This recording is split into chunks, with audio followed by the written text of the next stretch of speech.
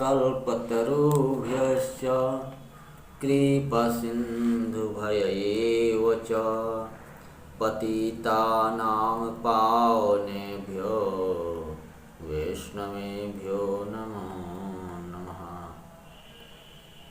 आज की कथा है प्रभु श्री राम की बाल लीला। प्रभु श्री राम अपने तीनों भाइयों को साथ लेकर कैसे बाल लीला कर रहे हैं।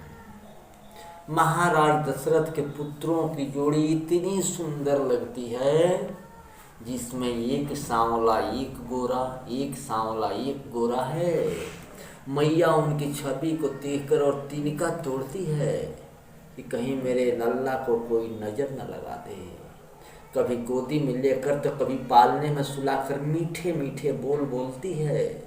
जो सर्व ब्रह्म व्यापक हैं, जो ब्रह्म सर्व जगह व्यापक हैं, माया से रहित है, निर्गुण हैं, अजन्मा हैं, वे प्रेम के बस में होकर और आज माँ कौशल्या के गोद में बालक बनकर खेल रहे हैं। कैसी लीला है प्रभु की न्यारी।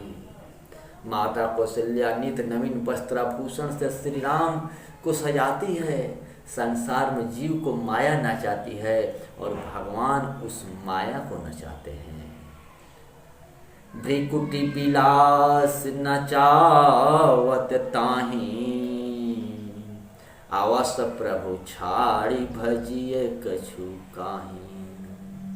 मन क्रम वचन छाड़ चतुराई, भजत कृपा करिहि रघुराई।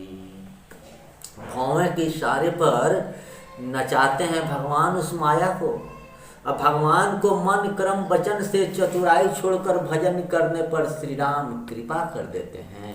माता कौशल्या अपने इष्ट देव की पूजा में लग गई, नैवेद्य चढ़ाकर रसोई में गई।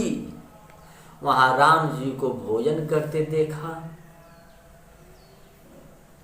माता भयभीत होकर पालने के पास दौड़ी दौड़ी आई। वहां राम जी को पालने में सोते हुए देखा।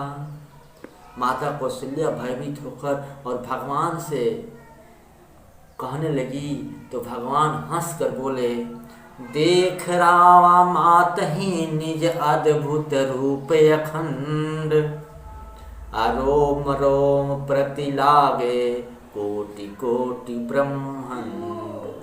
इस रूप को देख माता कौशल्या को पसीना आ गया, मुंह से शब्द नहीं निकल रहा है। माता की यह दशा देख भगवान पुनः शिशु रूप हो गए।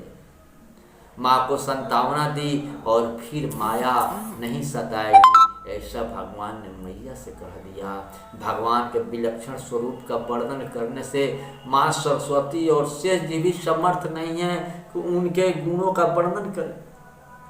क्या होता है, भगवान की बाल लीला का आनंद देखने के विषय में काकभूषण जी गरुण जी से कहते हैं, हे गरुण जी, मैं श्री राम की अलौकिक बाल लीलाओं को देखने को अपने आश्रम से, जहां मुझे रहते हुए बीते कल्प 7 अरु 20 यानी 27 कल्प बीत गए और 27 कल्प से हम भगवान के बाल लीलाओं को देखते हैं।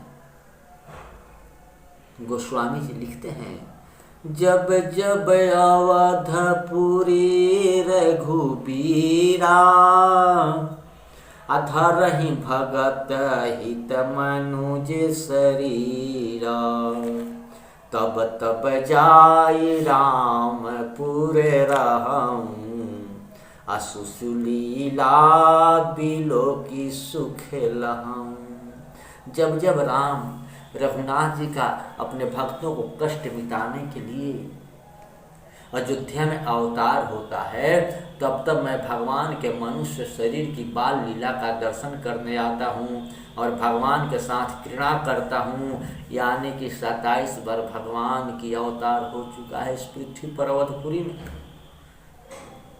रघुनाथ जी की छवि पर सभी लोग बलिहार होते हैं और लोग बलिहार देते हैं। क्या कहते हैं, तेरी मंद मंद मुस्कनिया पे,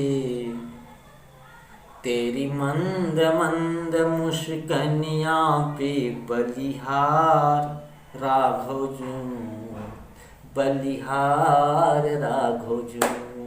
तेरे कानन कुंडल सोहे, तन पीतांबर मोहे। तेरे काने कुंडल सोहे और तन पीतांबर मोहे। गल सोने की लटकनिया पे, गल सोने की लटकनिया पे, बलिहार राघव जू, बलिहार राघव जू। दशरथ से पिता बलधारी, माता कौशल्या प्यारी। दशरथ से पिता बलधारी, माता कौशल्या प्यारी। चारों भैया के, वो चारों भैया के बत कन्या पे, बलिहार राघव जू, बलिहार राघव जू। तेरे दातन छवि सोहे, घुंघराली लटे मन मोहे। तेरे दातन छवि सोहे, घुंघराली लटे मन मोहे। तेरे कुंडल की लटकनिया, हो तेरे कुंडल की लटकनिया पे, बलिहार राघव जू, बलिहार राघव जू।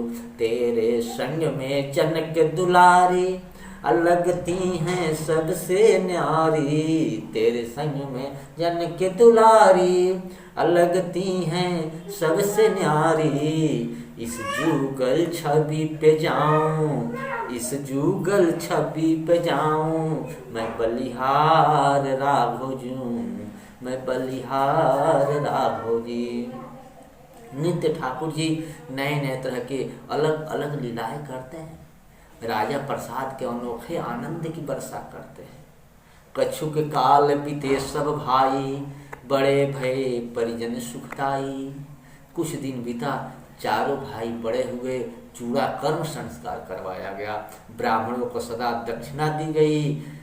जो मन वचन और कर्म से अगोचर हैं, वहीं पर ब्रह्म दशरथ जी के आंगन में अनेक प्रकार की बाल लीलाओं का आनंद कर रहे हैं, दे रहे हैं। यह तो देख रहा है, नहीं दिख रहा है, वह सब ईश्वर में बसा हुआ या ईश्वर सर्वत्र छाया हुआ है। परमात्मा में परिवर्तन नहीं, जगत में परिवर्तन होता है। परिवर्तन अपरिवर्तन के सहारे, अस्थिर स्थिर के सहारे, अपूर्ण पूर्ण के सहारे ही टिक सकता है।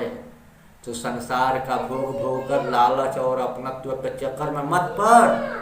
अतः रघुनाथ जी की बाल लीलाओं की छवि को मन में धारण कर और प्रसन्न रह। हे मन, क्या होता है इसके बाद?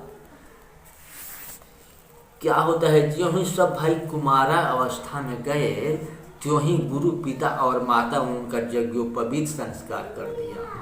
रघुनाथ जी भाइयों सहित गुरु के घर में विद्या पढ़ने करे और थोड़े ही दिन में उनको सब विद्याएं आ गई।